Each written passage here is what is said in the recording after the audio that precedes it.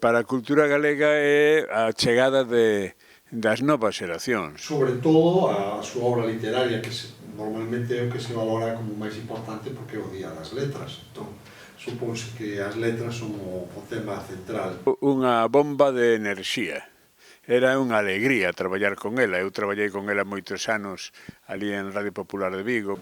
No caso dela tamén é moi importante o seu labor xornalístico, non? A súa carreira como xornalista.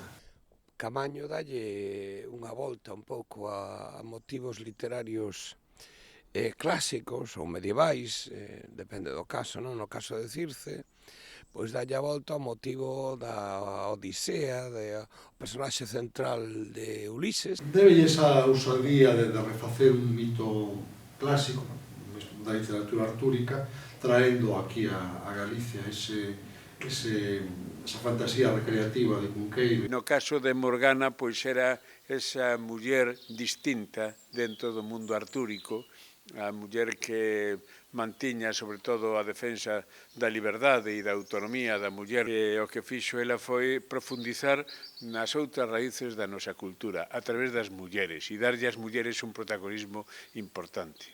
E de algún xeito Begoña Caamaño practica a mesma estrategia que xa practicara Rosalía de Castro. Rosalía de Castro desde La Flor, en vez de falar do Don Juan, fala de Doñeires.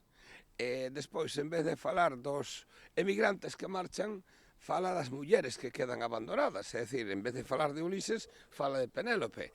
É unha escritora feminista, moi feminista, e ademais o que fixo foi utilizar os mitos para darlle unha volta aos mitos e explicar ou ver unha maneira diferente a muller dentro da historia.